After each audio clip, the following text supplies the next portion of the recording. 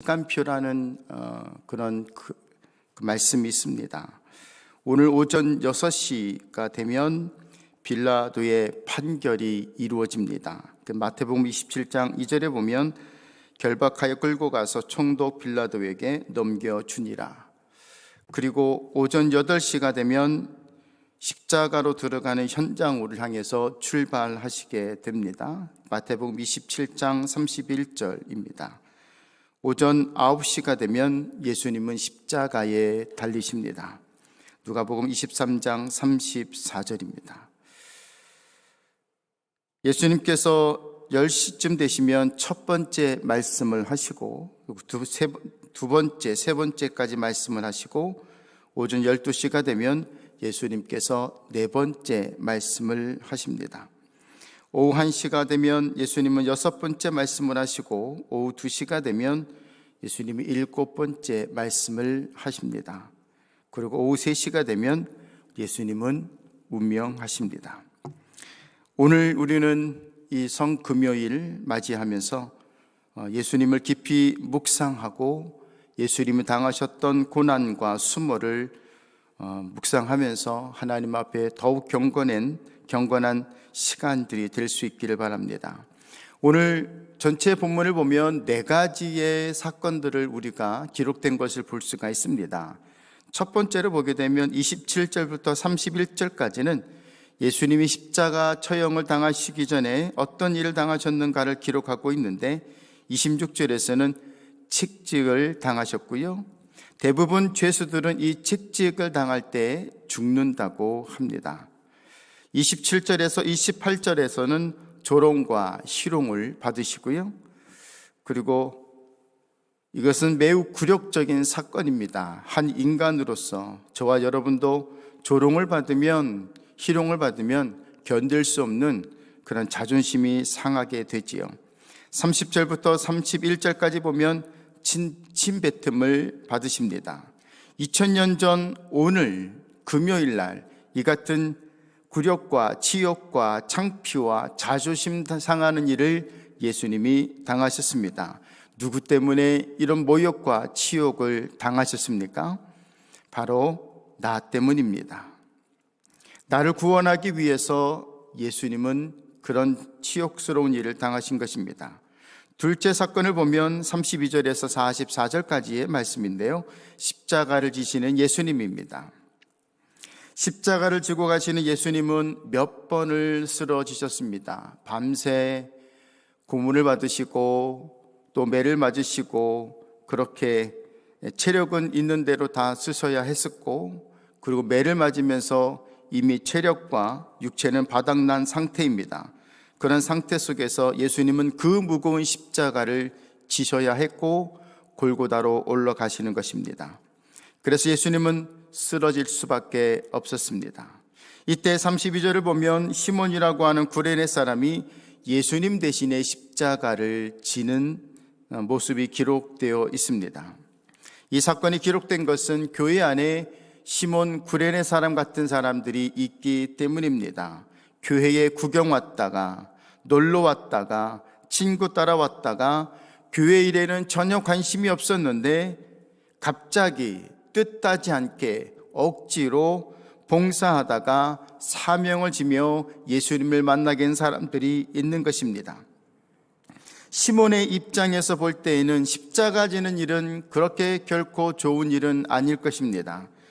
그런데 예수님을 구경하던 시몬은 그리스도인으로 변화되었다고 하는 사실을 로마서 16장 13절에서 확인할 수 있습니다.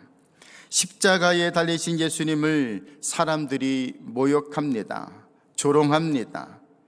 그런데 이것이 그날 그 사건에만 있었던 것이 아니라 오늘날에도 많은 사람들이 예수님을 조롱하고 있습니다. 41절부터 43절을 보면 종교 지도자들까지 예수님을 조롱합니다. 이것은 말세의 타락한 종교를 지적합니다. 우리는 십자가를 보면 마음이 뭉클해야 합니다. 십자가를 보면 예수님이 얼마나 큰 고통을 당하셨는가가 묵상되어야 합니다.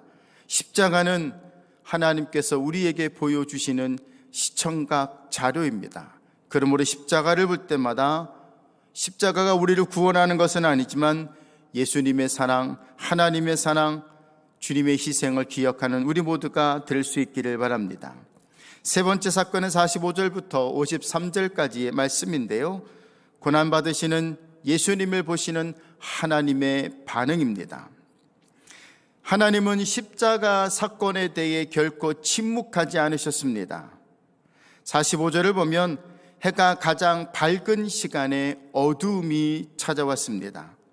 이는 하나님의 슬픔을 표현한 것입니다. 51절에서는 성전의 휘장이 찢어졌습니다. 이것은 예수님께서 십자가 위에서 찢기시고 물과 피를 다 쏟으심으로 인간이 하나님께 나아가지 못하고 막았던 죄와 담이 무너졌다는 사실을 확인하는 것입니다. 52절을 보면 무덤이 열리고 자던 성도들이 일어났다라고 기록했습니다. 하나님은 이렇게 예수님의 십자가 사건을 침묵하지 않으셨습니다. 성도가 어려움을 당할 때, 힘든 일을 겪을 때, 슬픈 일을 당할 때 우리 하나님은 침묵하지 않으신다는 사실을 또한 믿으시기를 바랍니다. 네 번째 보면 54절에서 56절까지 보면 예수님 곁에 두 종류의 사람들이 있다라는 것을 보게 됩니다. 예수님의 십자가를 지켜보던 사람이 54절 마지막 부분에 보니까 이는 하나님의 아들이었다라고 고백을 합니다. 평소에 예수님을 가까이 섬기던 사람들의 반응도 기록되어져 있습니다. 55절에 보니까 예수를 섬기며 갈릴리에서부터 따라온 많은 여자가 거기 있어 멀리서 바라보고 있으니라고 했습니다.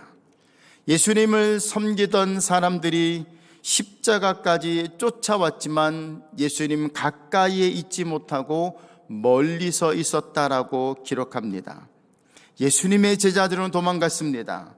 56절에서는 그 중에 막달라 마리아와 또 야고보와 요셉의 어머니 마리아와 또 세베대 아들들의 어머니도 있더라라고 했습니다. 여기서 있더라라고 하는 표현은 예수님을 보고 있으나 십자가는 아직 모른다라는 표현입니다. 교회에 나왔으나 십자가를 아직 경험하지 못한 분들이 있습니다. 십자가를 보고 감동도 없고 양심의 가책도 없고 자신의 죄 때문에 죽으신 예수님을 묵상하지 않는 사람들이 있습니다. 제자들이 언제 십자가의 진정한 뜻을 알게 되는가요? 그들은 부활하신 예수님을 만나고서야 조금 십자가에 대해 눈을 뜹니다. 그러나 아직 제자들은 부활하신 예수님을 보고도 십자가를 알지 못했습니다. 제자들의 십자가를 정확하게 알게 된 때는 오순절 마가의 다락방에 성령이 임했을 때 예수님의 십자가가 해석되어지고 깨달아지고 알게 된 것입니다. 그러므로 성령이 없으면 성경도 모르고 십자가도 모르고 부활도 모르고 재림도 모르는 것입니다. 사랑하는 토론토 꿈의교회 성도 여러분 모두가 말씀을 알고 십자가를 알고 부활을 알고 재림을 알고 은혜로 사는 성령에 충만한 성도들이 될 수 있기를 주님의 이름으로 축원합니다. 오늘 성금요일을 통해서 십자가 위에 예수님을 묵상하며 그 십자가에서 우리를 죄인에서 의인으로 바꾸신 그 주님의 승리함을 함께 묵상하고 감사하는 축복의 날이 될 수 있기를 주님의 이름으로 축원합니다. 함께 우리가 찬송하며 기도할 때에 오늘 밤 8시 성금요 예배가 있습니다. 우리 옆에 있는 성도들 또 가족들 동원하셔서 함께 성금요일 예배를 동참하시는데 함께 헌신하시고 충성하실 수 있기를 바라겠습니다. 함께